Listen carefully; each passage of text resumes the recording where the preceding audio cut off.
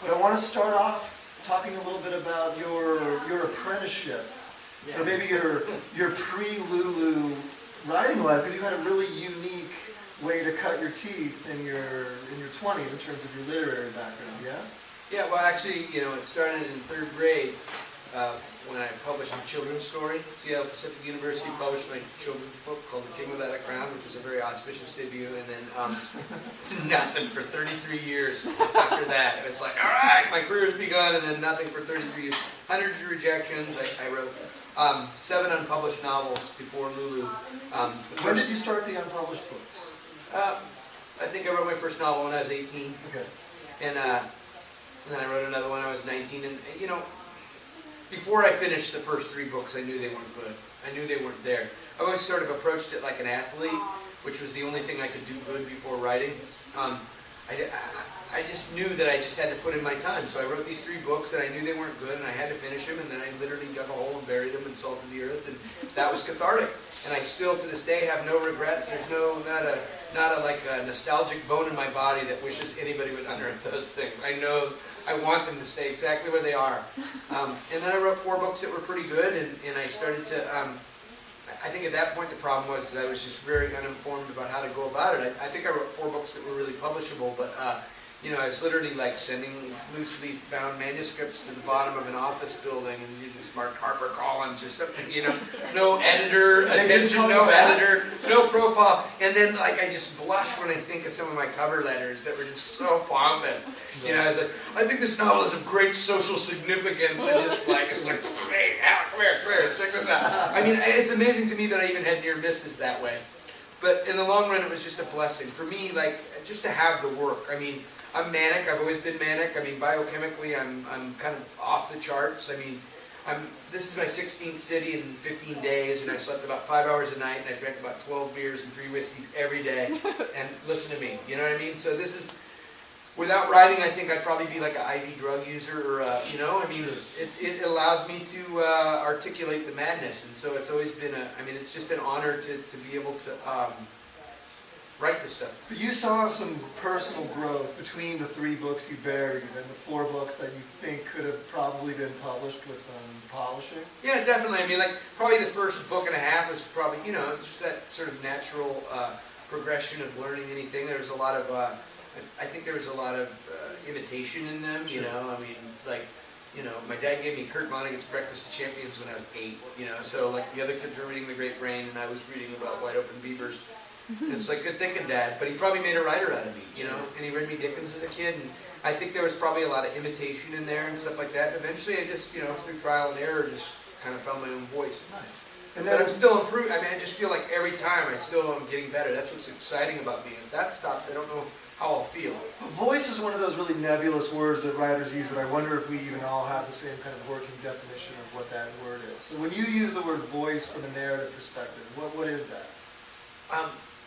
Well, from a writing perspective, it's really about decision. I mean, really, when you get down to it, like what you decide to tell. There's an endless, you walk into a room, and, you know, that's voice. You walk into a room, send 100 different writers in a room, what do they decide to describe? Send them into the same room. It's all about that decision process. You know, what do I find about the room that speaks to the, you know, the moral center of the story, or that speaks to the larger story? You know, you have to, what you choose to describe, how you choose to describe it. I really think it's decision. I think it's like, I think writing is a lot more like acting than anybody really talks about. Yeah. You know, I mean, you have to inhabit a character, and then you have to make your decisions as if you were that character. Sure. Well, inhabiting is one thing, but it's also then going about constructing a consciousness and a set of perceptions that's completely independent of your own. So as you were moving from those first 7 books and moving into Lulu, what was the biggest jump in quality? What separated Lulu from the 7 previous books? Probably quality-wise, I don't know that anything separated it from the 2 novels before it.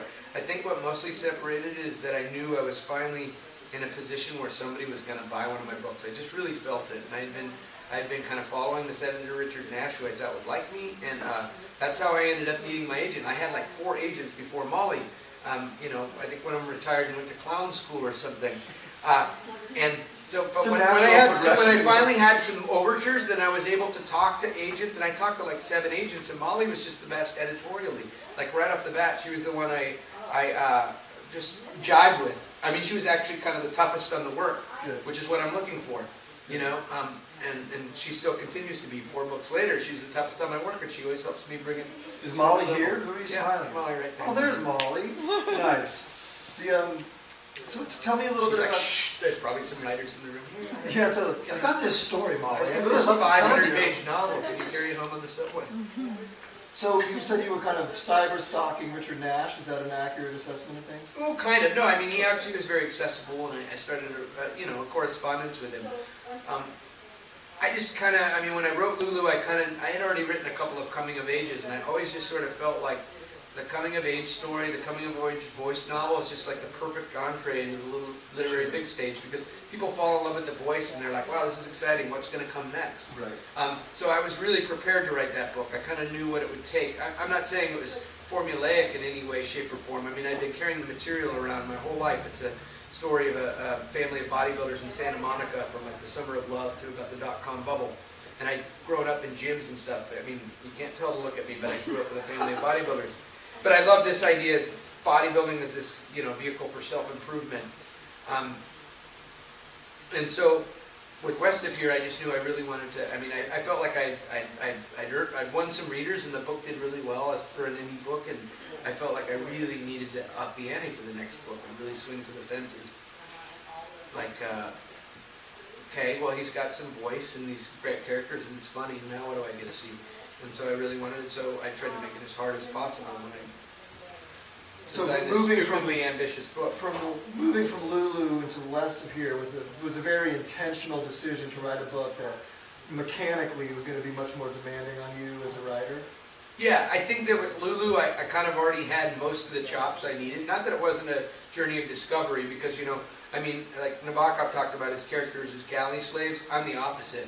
I create my characters with a set of circumstances and a reality, and then they have this ideal self, and then I let them lead me. And I can't go wrong, because the character is a story for me. I let them lead themselves through hell and see where they come up the other side. Sure. So I grew with Lulu, and it surprised me, but I don't really feel like I was using every tool in my belt and tools I didn't have yet. Right. Whereas West of Here, I just wanted to make it really, and I did this with my last book too. I mean, I just want to make it almost impossible for myself. Yeah. Because that's what I'm going for. Some of my favorite books, I want to write books that can just barely sustain the force of their own invention. Like, Moby Dick's kind of a mess, if you think about it, but it's 60 years ahead of the modern arc. It's got narrative poetry, it's got essay, but you can just feel Melville pushing himself in that book, or a book like David Mitchell's Cloud Atlas. I mean, most of my favorite books are kind of flawed in a way, just because they try to accomplish so much, but as a reader, that's just really exciting, Sure. Well, and I think I wonder too that if you're not pushing yourself to walk a high wire in a subsequent book, so what's the point? Because I mean, as an artist, you want to continue to grow, you want to continue to learn. Some of my favorite writers frustrate me that way. Like, I mean, I would have loved to have seen a Western out of Kurt Vonnegut, or, I mean, I would love to, it's just kind of a subjective thing. Not every writer is that writer that wants to reinvent themselves every time. And I guess I could understand that, but for me personally, I think I'd get bored. Okay. So then walk us through a little bit about how the two different main zeitgeists in West of Here are informing one another. I mean, basically we have a timeline that's running through the 19th century, and we have a timeline that's running through the 21st century. And kind of start from there. Why did you need to tell us both stories? Well, because, I mean, I knew I wanted to write about the place, but I didn't want to write a historical novel. In fact, I mean, really what I wanted to do was frustrate and subvert a lot of our accepted notions about history. I mean, historical novels and historical texts are almost invariably employ this wide-angle lens, and they move linearly through time, and they're marked by incident and like big Shakespearean characters exercising their dominion over smaller characters. There's all this stuff about literary fiction that I don't really feel is accurate to what history really is in like the Emersonian kind of sense. I wanted to write a history that was totally inclusive, because history ought to be. So that's why I had 42 limited points of view, that I wanted them to cross gender, I wanted them to cross race, I wanted them to cross sexual orientation, I wanted them to cross class, I wanted them to cross I wanted everybody to be represented in this novel, because that's what the American experiment's supposed to be about.